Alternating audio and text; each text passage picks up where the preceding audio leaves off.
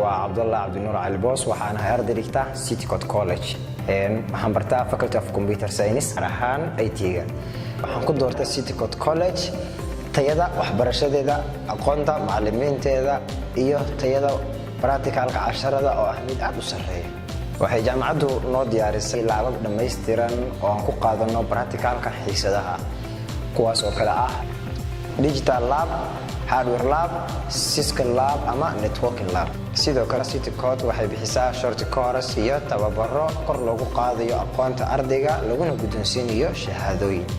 haddaba ardayda jecel inay bartaan kulliyadda IT-ga waxaan leenahay ku soo dhawaada City Code College si aad ugu gaadhaan yoolka waxbarashadiina